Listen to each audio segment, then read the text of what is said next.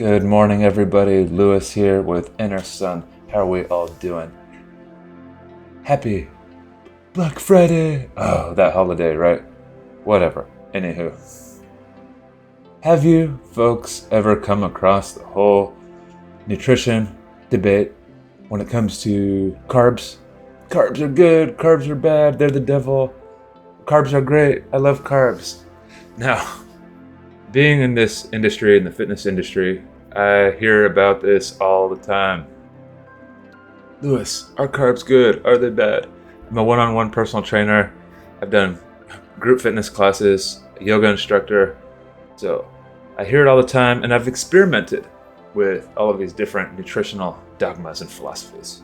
So I'm going to get deeper into this and share my view and what's worked for me and what's worked for actually some of the leanest and fittest people that I've ever met. And it's kind of, actually not a big secret, but, of course, we all got our nutritional dogmas and people like to believe in their way as if it's the cold, hard truth all the time for everybody. So please, if you ended by liking this video, like it, subscribe to our channel, share it around. It helps us a ton. We're trying to grow the wellness message. So, anywho, I'm going to share my take on this. I'm not going to act like my way is for everybody and that, but at the same time, I'm also going to share some science and some experience when it comes to trial and error. When it comes to nutritional dogma, nutritional strategies, I say experiment always, because there is so much conflicting information on the web out there in books about what diet is the best. All meat diet, no meat diet, paleo, vegan, vegetarian, Mediterranean, the mind diet, whatever, and everybody's got all their studies to back up their claims. I think there is a lot of truth that, some things work better for some people based on their genetics and their, certain health circumstances they might have. Okay, but there's kind of some solid fundamental science when it comes to certain things in nutrition, like calorie intake, recommended calories for folks with a certain age, height, and weight. There is micro and macronutrients that need to be had and met. I think that's pretty standard. Thankfully, there's some standardized science. At the end of the day, what's going to drive somebody's weight loss goals the most, and I know that the most experienced trainers and fitness junkies can definitely agree, is it's all about calories in versus calories out at the end of the day. If you want to lose weight, you need to be in a calorie deficit for what your calorie maintenance number is for you, your age, height, weight, gender, etc. Everybody has a calorie maintenance number. You could calculate that online. So basically saying that if you eat this much calories, about this much protein, under that umbrella of calories, there's fat, protein, and carbs, the macronutrients. And then, of course, those aren't all created equal. You want those foods to be very rich in micronutrients, vitamins and minerals and such. So, yeah, all calories are not created equal, but at the same time, if you're in a calorie deficit for a certain period of time, you're going to start losing weight, fat, and muscle if you're in a deficit for a long enough period of time and doing a high level of activity. Calorie maintenance means you're eating above that calorie maintenance number that, one of those calorie calculators will give you based on your height, age, weight, and so on. So that is standard. Now, what kind of calories you're consuming will, play a bit of a role too. It's not going to be as impactful as overall calories, but yes, it is true based on those macros. You could either, build more muscle, gain a little bit more fat if you're in a calorie surplus, or you can lose a little bit more fat or lose a little bit more muscle depending on what your goals are and how much of a deficit and what kind of macro plan you're following. So macros, we've all heard that before, right? Now, let's get into the nitty-gritty of this. So those were some pretty standardized approaches, standardized consensus in the fitness world and the nutrition world. Macros, micros, calorie maintenance numbers, etc. But now, where people are arguing and fighting about is carbs. Is this a macro that is going to be useful for your fitness goals? A lot of people that I've met come to this mindset of eliminating carbs for the goal of weight loss. Okay. Or if they're already very fit, they might want to cut them out to lean up their body fat percentage a bit. So I say this, there's, no such thing as a one-way approach, of course, but I do believe for fats and carbs, there's good carbs and bad carbs. A lot of folks agree with me on this. There's good fats and bad fats. There's fats that are more addicting. I like to look at it under this perspective. I'm an ex-addict, right? And what I've seen is the most addicting carbs are the ones that cause the most problems. The most addicting fats are the ones that cause the most problems for your heart. So when it comes to carbs, I think the good carbs are whole food based. Not even just I think, I know. It's, of course, my dogma and my belief too, but it's the whole food based carbs. Beans, rice, quinoa, lentils, fruit. Great, because they have fiber. They take time to break down. They release a bit more slowly. And fruit, releases a little bit more quickly and absorbs a little bit more quickly, but you want to have it in moderation because fruit also has a lot of beneficial enzymes. I'm tired of hearing about the whole, fruit is just like sugar too. No, it's not. Sugar is refined sugar. It doesn't have fiber, doesn't have antioxidants, doesn't have enzymes, and all these beneficial things for your body that are great for digestion. When your digestion is happy, everything else runs smoothly in your body. So, of course, people use that tactic to protect their beliefs about sugar. So the bad carbs, in my view, are refined sugars. Anything that's refined flour, wheat flour, anything made out of wheat flour like pasta and bread. Why is that, Lewis? We've been eating bread for centuries. Well, it's an empty calorie one, and gluten is very glutinous. It's very thick like clay. If you ever kneaded bread before, you see how hard it is to break up. Your digestion has a hard time breaking that up. It gives people a bloat. A common thing that I've heard, and I've experienced myself, when I quit eating bread and pasta, I stopped bloating. So everybody's worried about that little lower belly pooch that they've got going on down here. Try quitting bread for 30 days. See what happens, and other refined sugars.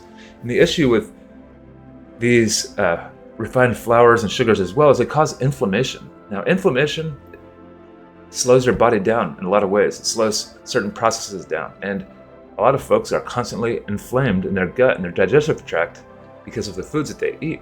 And it slows down other processes. And if your body is slowed down, you are less, thermogenic. You're less likely to burn as many calories. Because if you're digesting good calories, it's a process that burns calories at the same time as well. So slowing down your system, slowing down your energy levels, it slows down your capacity to burn more energy because your body's slowed down, your energy levels are down, you got that brain fog.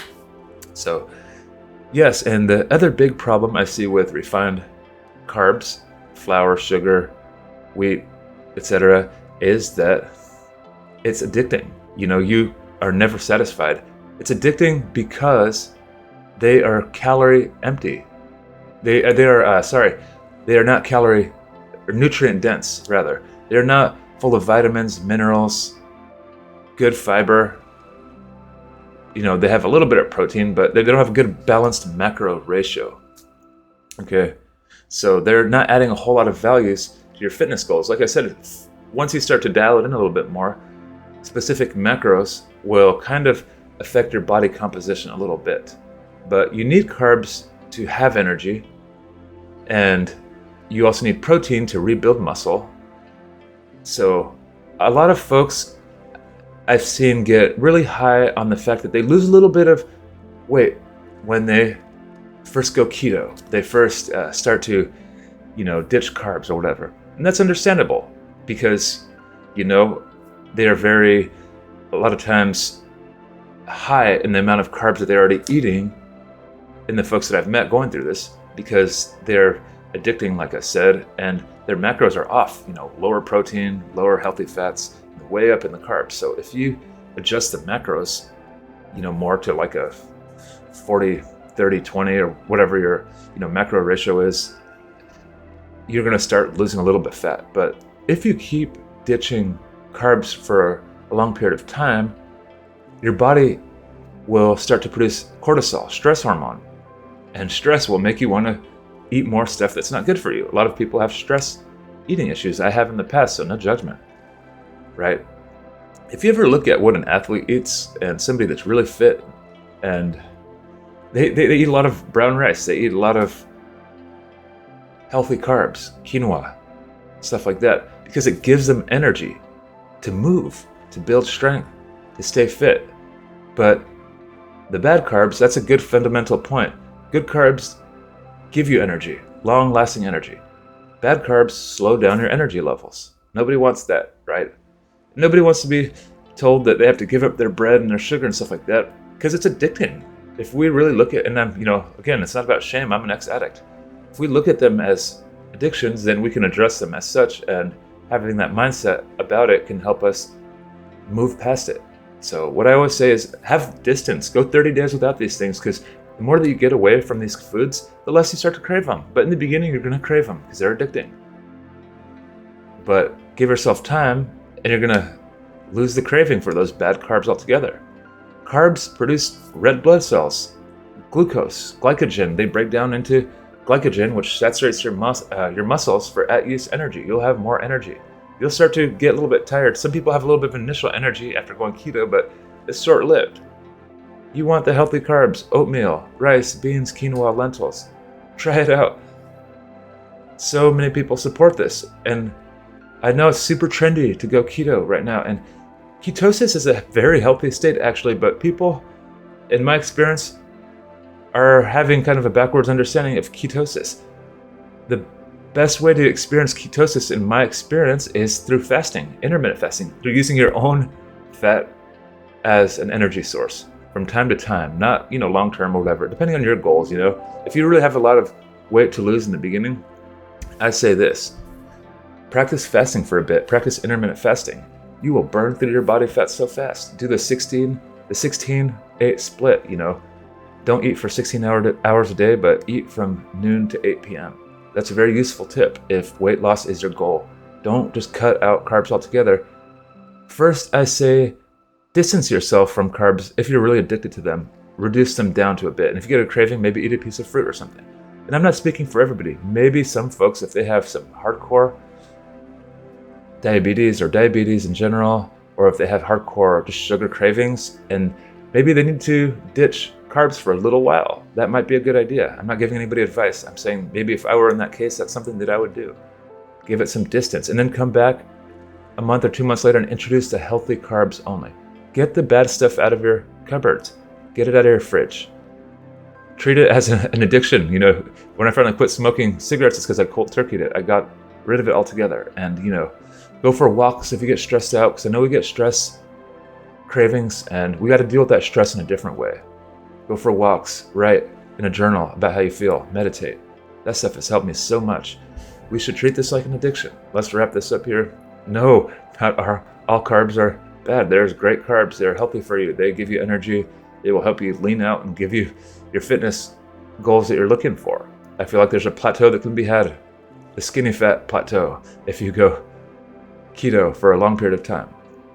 Ketosis is a great state to be in, but I say, experience that from intermittent fasting, from using your own fat as an energy source. And a lot of people, when they're going into the keto diets, they're eating some of the worst fats you can have, like saturated fats, red meat, animal fats.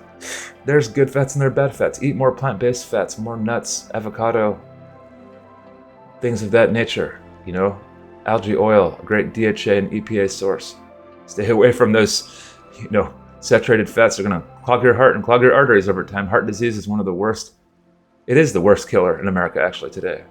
Heart attacks kill so many. I know people that have died from a heart attack. So let's get a little bit more objective about nutrition, because I know once they have something that works for them for a little bit, they get so clung on, or they don't want to leave that mindset.